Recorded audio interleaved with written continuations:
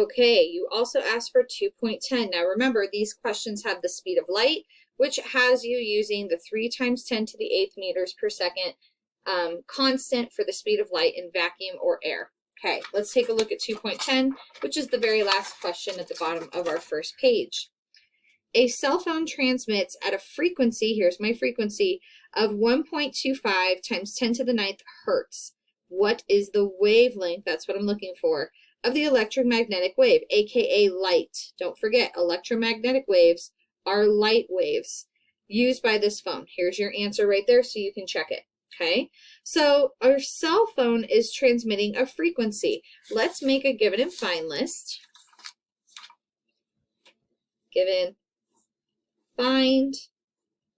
Our frequency of the cell phone is 1.25 times 10 to the 9th hertz.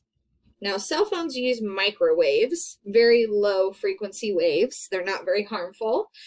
And then we're talking about light waves. So again, we have to assume that we know the speed of light, c, 3 times 10 to the 8th meters per second. Now, what's nice about hertz is that's 1 over seconds, and this hertz is going to cancel with the seconds in this equation. I'm sorry, in this unit, that's my bad. Hertz is going to cancel with 1 over seconds over here, and all we're going to be left with is meters, which is what we're measuring our lambda in because we're looking for the wavelength. So this is what I'm given. This is what I need to find. 2.10 is actually easier than 2.9 because there's no conversions needed. We're just going to be using our equation C equals lambda times F. We have that from the front of our packet. We also know that C is 3 times 10 to the 8th. Oh my goodness, I cannot write today. 3 times 10 to the 8th meters per second. That's what C is, so I'm going to plug that in. Lambda is going to stay lambda because that's what I'm looking for. That's my unknown variable.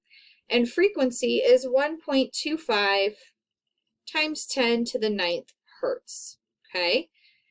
These two variables are multiplying, okay? Lambda is multiplying by frequency, and I want to get lambda all by itself. I want to alienate it, get it all by itself. So what do I need to do with this number to get it to the other side? If you said divide, you're correct. So we're going to divide this whole side by 1.25 times 10 to the 9th. That's going to cancel, and what we do to one side, we have to do to the other side.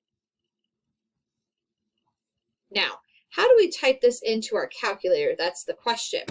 Once we type it in, we'll have lambda. So I am starting with the top part of the fraction, the numerator, 3 shift log 8. 3 times 10 to the 8th. I don't have to use any parentheses because it's built into the function of the calculator.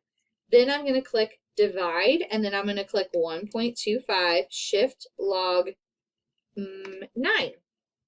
Okay, 9. There we go. All right, so again, I don't have to use any parentheses. This is already built in, and when I click enter, it's going to give me my answer in meters for lambda, 0.24. And perfect, that matches exactly what the answer is in the packet. This one was actually pretty easy, and all we had to do was the one step, C equals lambda times frequency.